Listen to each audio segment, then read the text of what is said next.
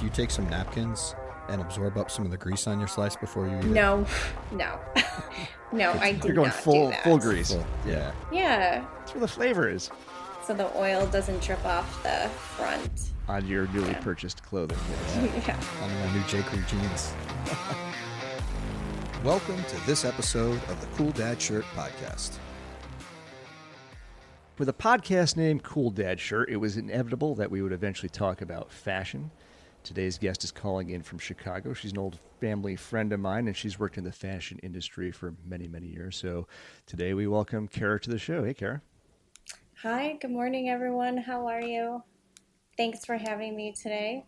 You know, fashion is one of those things, even though I'm a little bit artsy, I've struggled with it. Mike has always been more fashionable than me. Most of my career has been in engineering and tech stuff, and that part of my brain just doesn't work. It's been a lifelong wrestle for me. So getting into those kind of things has always been difficult. So we're happy to have Cara on, give us some guidance and ideas and thoughts about maybe some ways cool dads can get a little bit better at fashion. I know this is the Cool Dad Shirt podcast, but is this the single Cool Dad Shirt podcast, or is this single and married? It's a collective Cool Dad podcast. I think cool dads come in all sorts of varieties. Yes. I think. Okay. Because I just want to make sure you know who my audience is when I'm kind of directing this, and I will say that, you know, if you're a single dad, it might be a little more challenging sometimes, you know. Well, yeah, I think there's a lot of wives out there who wish their husbands, the fathers, that they would step up their game a little bit. Of course, there's some Sure. dads re-entering the dating world that would like to maybe get a little bit better at that too. So it'll be a universal type of how do we up our game? What do we keep in mind when we go shopping, kind of stuff, you know? Yeah, I also want to touch upon, like, there's a lot of like emotional stress, I think, that goes into shopping. I'm a fashion designer, and I still get overwhelmed now, especially with what's available online. You're almost like inundated. Yeah, and I know there's a lot of psychology connected to this because you have to feel confident in what you're wearing to pull it off. That's a big part of it. My friend Dexter, who does some of the voiceover on the show, he is a very handsome man who is a very snappy dresser. And I look at him, I'm like, there's no way I can wear one. Dexter, I would be mocked relentlessly, but he pulls it off. He looks like $1 million. And so a lot of it is the way you carry yourself also, right, Cara? Yeah, it is. But sometimes, you know, Rich, I don't think you give yourself enough credit, you know, and I think that is definitely like the downfall maybe with some of these guys out there. You know, you don't have to go too crazy when it comes to expressing yourself or, you know, wearing the right shirt or picking out the right color or pattern. Basically, it boils down to what do you feel comfortable in and what do you like? That's basically what helps you kind of give off that confidence that everyone's looking for. Bottom line is you got to feel good in it, and you have to like it. Rich, so I think what Cara's telling you is fashion is 50% attitude. Yeah. Yeah. Well, my fallback, one of my favorite posts I think you put, Cara, it made me laugh because just out of insecurity, I wear a lot of dark colors. I try to do like a rock and roll sort of persona that I pretend to have. And I remember one of the things that made me laugh. You said it's time to put away my spring black clothes to dig out my summer black clothes. And I'm like, Yeah. okay, So in the beginning, you know, in my teens and early 20s, I just thought in New York City, you just wore all black. And you did. Even if you look at like Carolyn Bessette, her old pictures, she was always in that classic black, like that minimalistic Calvin Klein.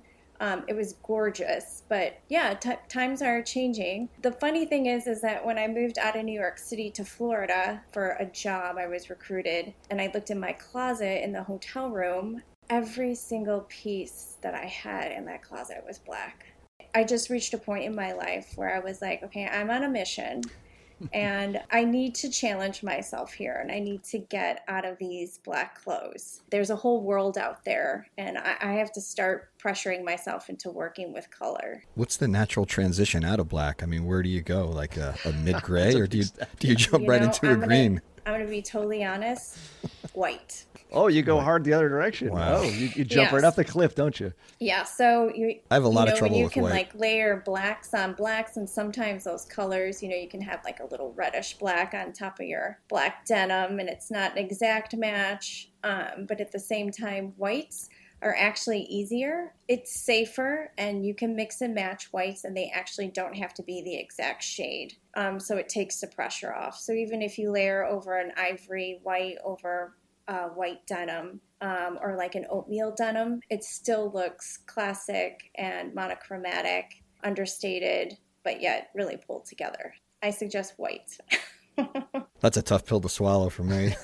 Or oatmeal, anything that's like neutrals. Or how about this? How about I No, this is a good transitioning thing. out of black, I would start with neutrals. That makes sense. That makes sense. Yeah. So Yeah. pasty white Irishmen like myself struggle going white. It's you want to talk monochromatic. Do you get washed out, Rich? A little washed out. Yeah. My hair is almost gone. So I'm just one big shiny white thing. It's I need some contrast in my life. But you do wear white t-shirts, right? Occasionally, yes. Yeah. Okay, so let's go into neutrals. Let's correct and say neutrals. I think of immediately I want to say the word like oatmeal or even like a beige, There's some warmth to that, right? Yeah. When I say neutrals and oatmeals, it's like the softer like heathers, that are like those tan khaki heathers. So much denim now is available with like mixed fabrics that are a little softer. Designers are adding in linen and some tencel into the denim. And when you do this, you have like a softer effect. So you can create like these more washed down oatmeals, khakis, and tans, actually. Before we go much further, I'd like to ask Mike if he knows what color heather is. I think it's a little bit lighter than an oatmeal. What color is heather, Cara? You got remember your audience here. Yeah, so a heather is, a heather, you can have heathered any color. The fabric is constructed differently, but it has highs and lows. Oh, okay. So you'll have like like a gray heather sweatshirt, what you think is a traditional heather. That just happens to be a gray heather. It should have highs and lows of like white, light heather, dark heather, gray, and then you can apply that to any other color. I don't want to jump ahead, but are there any rules about, you had mentioned denim. Yes. Are there any rules around denim on denim? I sometimes see people wear denim jeans and a denim jacket, and I've seen some people still far outside our age demographic that might even have a denim shirt on. Yeah, so we all have to remember that I think the three of us actually were in the 80s together, and that was really big back then, and that was the look. So again, like from an emotional standpoint, we just kind of have to nod our head and say we understand. But yeah, we shouldn't do denim on denim anymore. I would go so far as to say like I wouldn't even do a denim jacket with any kind of denim on the bottom. Those days are over, and there's a lot of other alternatives that you can get into that look just more modern and fresh. So no denim on denim, no. As a footnote, I was asking for a friend. Yeah. I saw the picture. That wasn't you in it, right? No. Okay.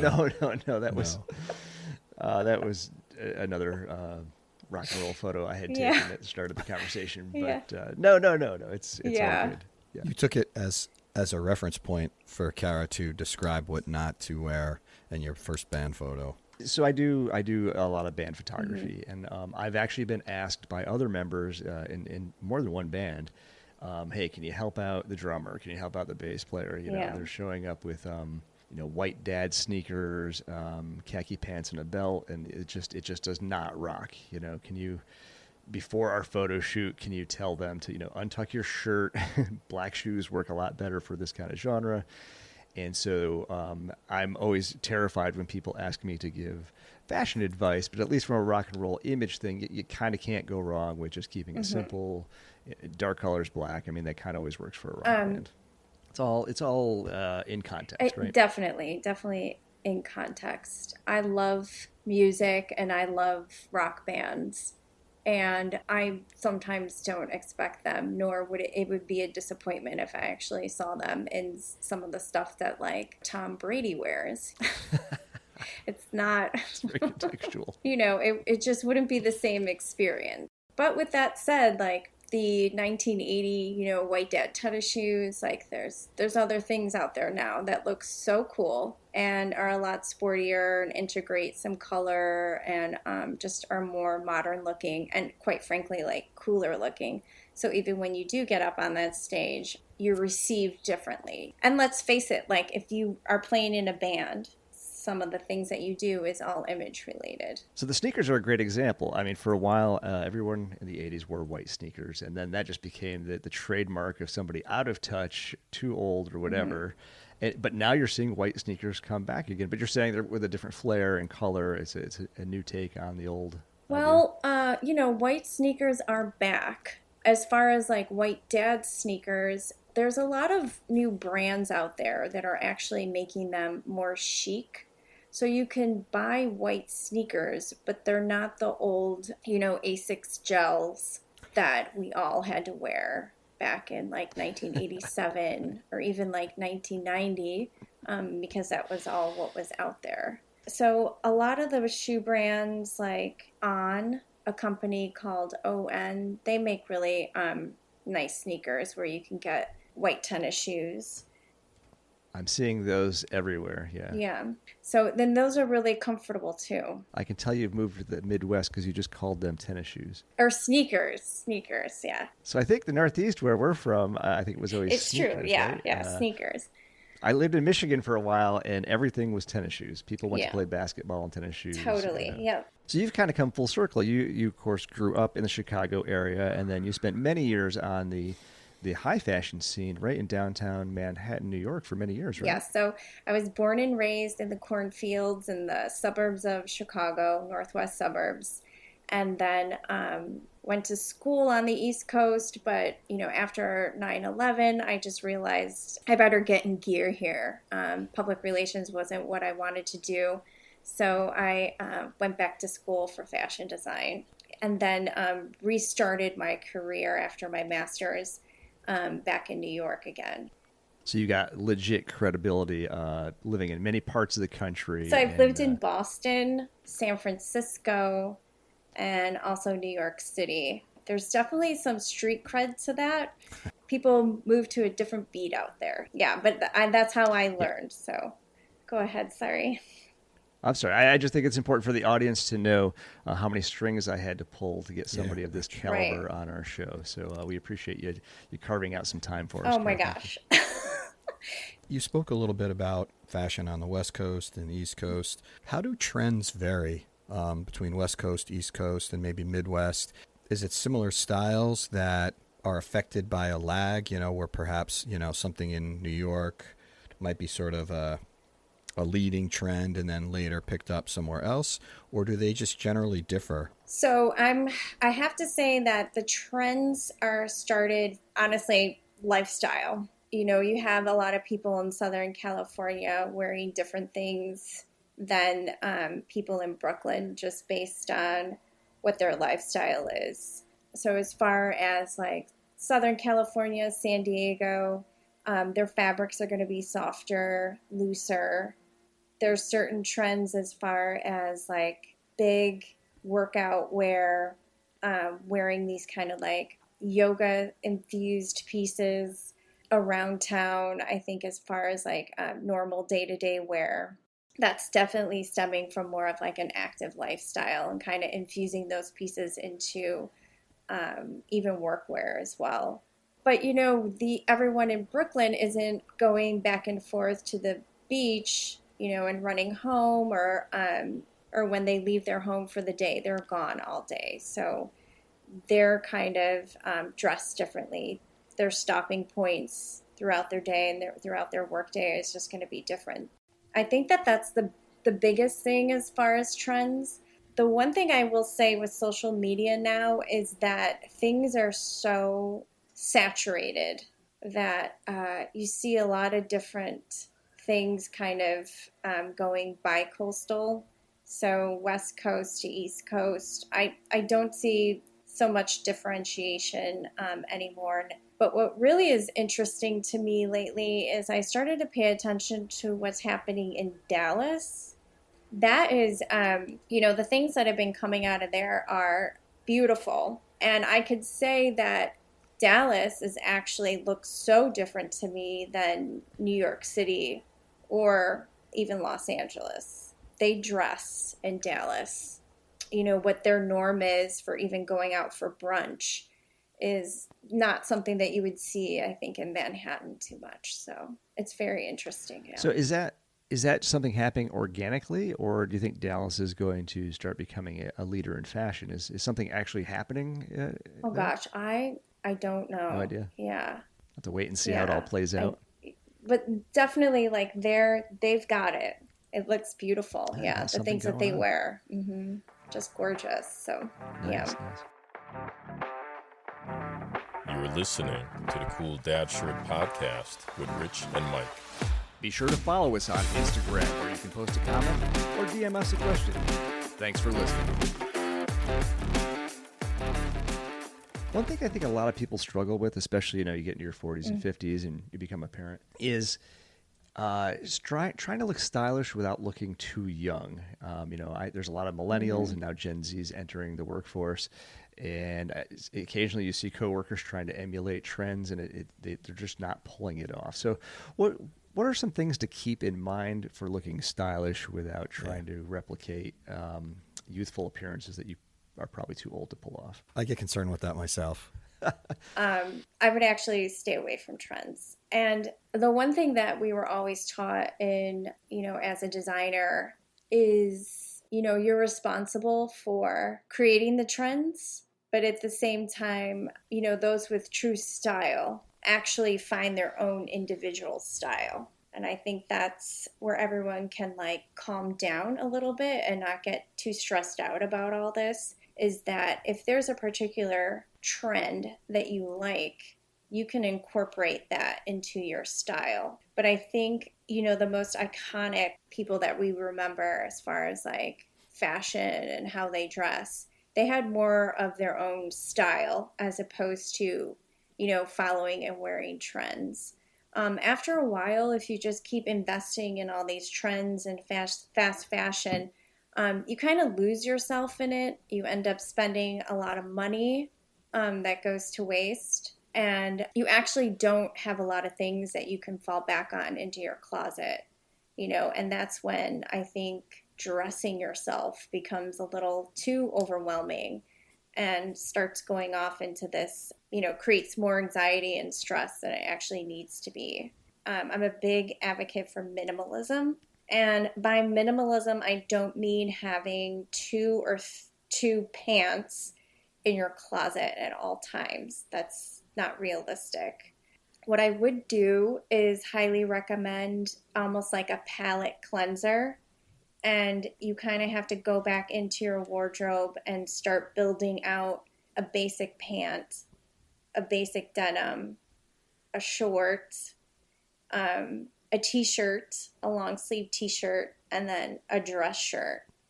And those basic building blocks of your wardrobe, whether it be a woman's or a man's wardrobe, is something that you can call investment pieces.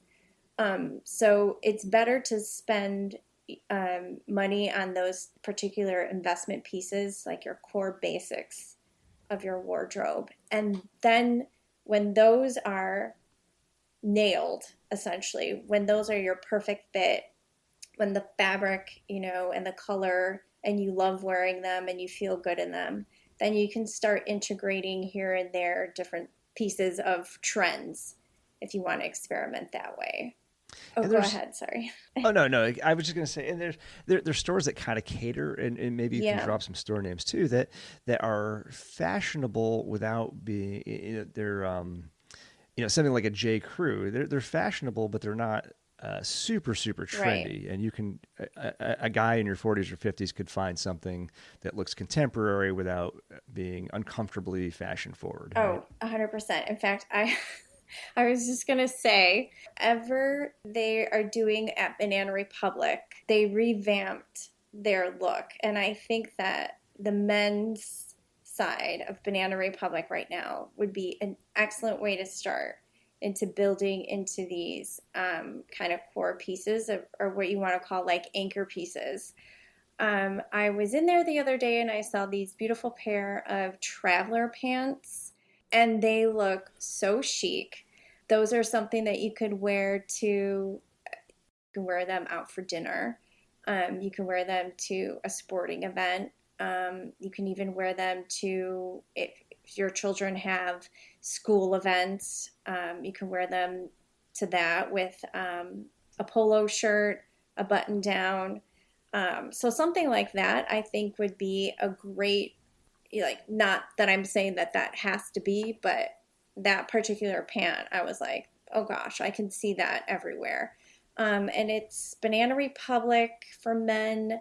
It's called Travelers. I think it's like the Traveler denim, or like their Traveler capsule collection. That would be a great place to start. And then, of course, there's JCrew. I also really like Bonobos. I think Bonobos is a brand. I think it started online only, Yeah. but they actually have great pieces that are worth investing in, that are not trendy per se, but are just like those great items that you can start building some anchors with. Another suggestion is my boss actually he buys he likes this one brand called Goodlife, Goodlife. He buys them from Nordstrom's, and they have just exceptional button-down Henleys, short sleeve Henleys, t-shirts that have the that heathered fabric. So they have heathered colors, but just the way that they're constructed, those would be great pieces to invest into if you want to have like a denim and t-shirt kind of look, but it's actually not black denim and, you know, the white or you know, faded black band t-shirt that you've been wearing for 20 years. Same purpose, just a different look. Yeah. You wear them to the exact same Gotcha, thing. yeah. So Yep. that I think would be a great way to start. I would say don't pressure yourself to look like a millennial. You know, from a woman's perspective, I will say that if you are dressed and you feel confident and clean, lighter colors do help. There's something that kind of exudes more of an openness in neutrals, lighter colors, softer colors, things like that. But I will add that I know that men do feel a lot of pressure with this whole fashion thing, but the way women look at it is that that's fixable. So if you're a nice guy, and Women if love a you good have a great project. personality, but you're not wearing, you know, if your closet can need some improvement, that's like not a deal breaker whatsoever. Women know they can come in and just kind of like overhaul. So it's like, don't stress about that whatsoever. Yes. Nothing like a good fixer-upper. Yeah, yeah, exactly. Yeah. Yes, and a tip of the hat to all the women in my life who've given me advice. I think I've just elevated past embarrassing. So I Stop. think, No. You mentioned JCrew before, and I Yeah. mean, not to necessarily plug JCrew, but I find myself, because I can go into a store like JCrew and know, like, I buy most of my jeans from JCrew because I know I can walk in the store, I know what my size is, I can grab a pair off the rack, no matter what style pants they are, and I know they're going to fit me nicely or the way I want them to fit. So I have a tendency to just continue to gravitate to the same place to buy pants, as opposed to just trying to venture out, you know, and go through the whole trying on and trying to find something fits me as comfortable or how I would like, as compared to the JCrews. And that's great advice, actually, because if the average guy who struggles with this a little bit can just transition over to some stores that are a little bit more fashionable than where they typically shop, that's a great point, Mike. You're not going to go wrong. It's going to always deliver consistency, and you know that that type of style is fashionable without being super trendy. That's a good observation. Yeah, and so you're smart with starting at JCrew. Like, going back to like Banana Republic, I'm pretty sure their sizing is consistent. It's going to vary from JCrew. It's just the nature of the business, nature of the beast when it comes to different companies. You're going to have to try on some stuff to see what your size is. But when you do get that size in JCrew, yeah. And definitely like rely on those because that's half the battle, and that will just allow you it'll make the process, I think, smoother for you. If you need a pair of jeans. It takes some variables out of it. Yeah. It's a quicker fix. And that way you'll be in the better pair of jeans faster. Hey, getting on to some fun stuff. You spent some time in New York City. Mm-hmm. So now you should also be an expert on pizza. Mm-hmm. Give us the lowdown between Chicago and New York and what you like better. And we're a little bit more New York centric over here. So maybe list a couple. The of thin and crispy places. Or the Chicago deep dish. Okay, so what's it gonna be? Bear in mind that when I was 5, my parents, my dad actually had a position. A project he was working on in New Jersey. So I lived on the Jersey Shore in Long Branch, New Jersey when I was 5. I had New York pizza for the first time when I was 5. And once I had New York pizza, I actually never went back. That deal was closed at age 5. Yep. Huh? It'll never change. Yep. Deep dish pizza here in Chicago is exceptional, but it's just not. I will always say New York pizza over Chicago any day. And I know I'm going to get in trouble. What was the first concert you went to? Oh, gosh. I think it might have been New Kids on the Block. Oh, actually, no, right. I'm sorry. One of my first concerts I've actually was ever at was at the Lake County Fair here in Illinois. And I saw Johnny Cash. Oh, believe it or not. Yeah. A legend, yeah. But yeah, Johnny Cash, I think, was one of my first concerts. So, yeah. And then New Kids on the Block followed pretty immediately after that. That is the typical second concert for people who see Johnny Cash. That's true. I read it's a natural follow-up to any Johnny Cash show. And then John Mellencamp.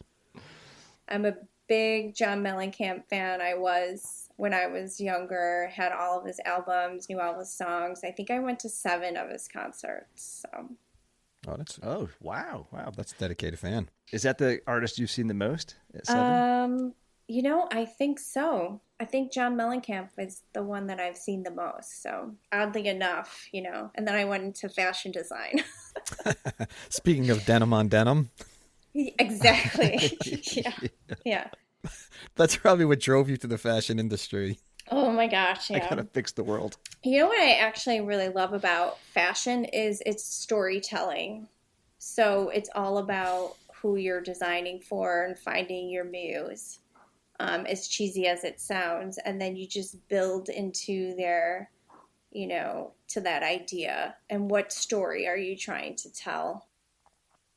That's really interesting. And how fun is it when you look at old photos and you can laugh at the way you used to dress? Yeah, it's pretty bad. Yeah. Oh, it's humiliating. That's part of the storytelling. Although I will say that like some of the clothes in my closet now, bits and pieces, they look really similar to what I wore to 7th grade. Well, stuff's coming back, right? That's part of the Yeah. I have a couple pieces actually that I saved from the 90s. So it's just interesting to go back and see. Yeah. I will say, I'm a fashion designer, but I've never had that much of a disposable income. So I've always been pretty picky and choosy with what I have. So I just don't want everyone to think that I have like this enormous giant wardrobe. But you're very sensible too in how you do this. And Well, tell us what was it like? Did you see something you designed in a catalog? What was it like the first time you saw your stuff published and produced? So no one asks me this, Rich, and it's so funny because I think about this a lot.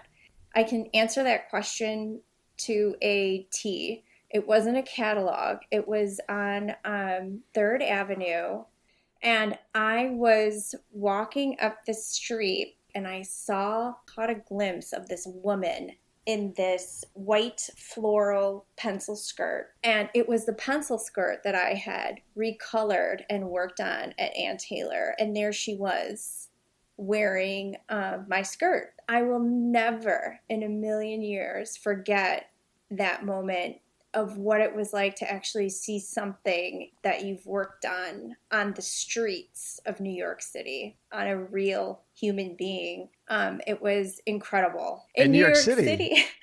Yeah.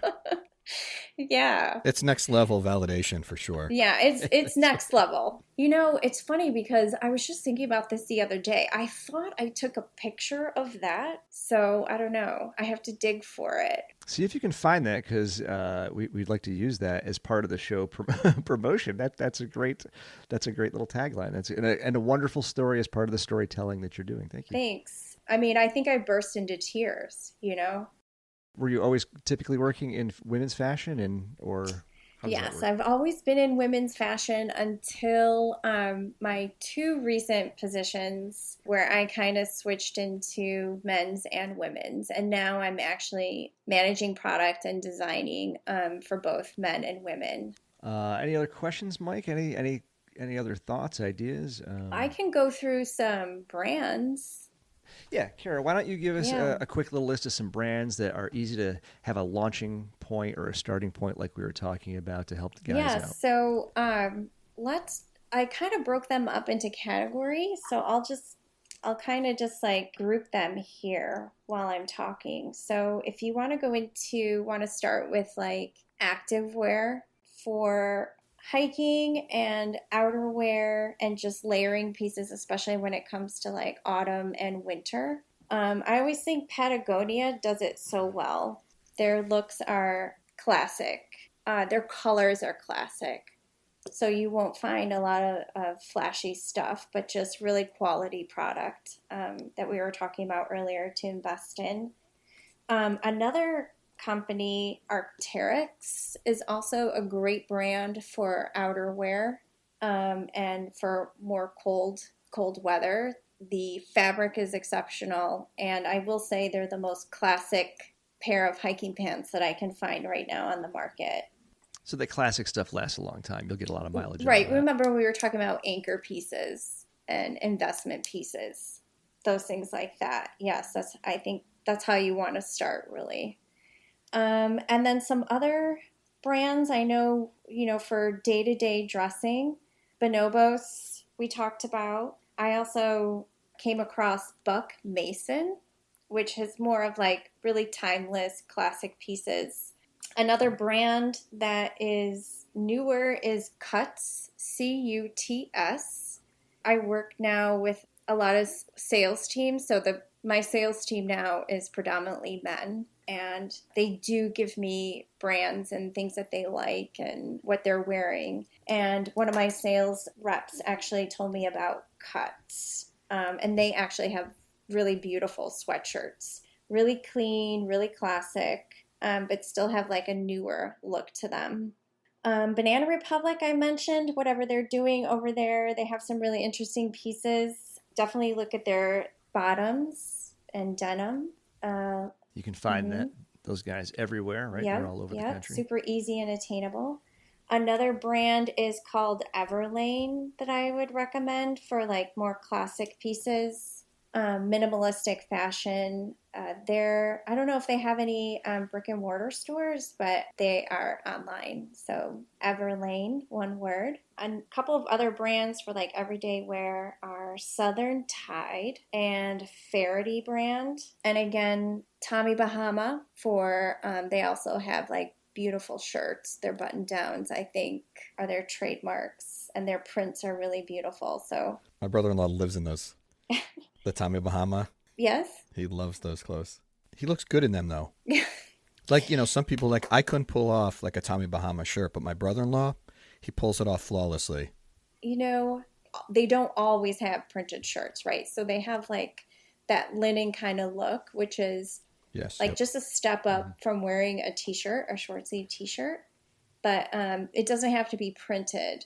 So, and I think that's what something like even, Rich. I mean, the both of you right now are wearing black t-shirts. Yeah. Guilty. I tell you. So I would say that it's just kind of, you kind of have to reinterpret what could sub in as a black t-shirt, but does the same kind of thing. And like a neutral color, short sleeve, linen button down kind of has that same kind of purpose, but a different kind of aesthetic. I also just quickly want to mention, everyone seems to be really liking Vuori is doing. That's Vuori.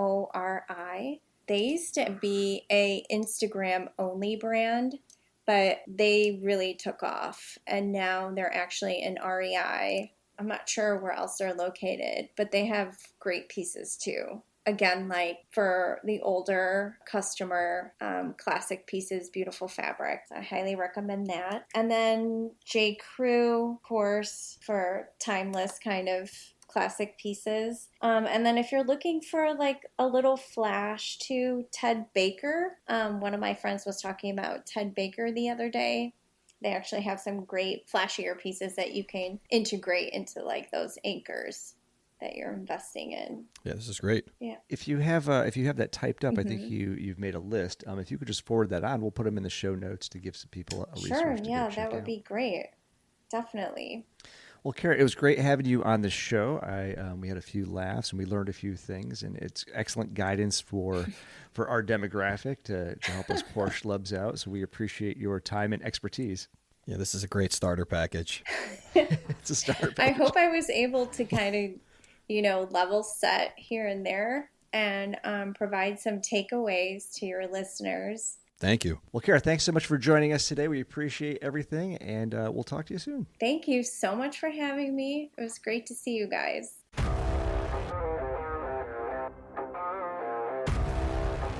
Go on, smash that like button.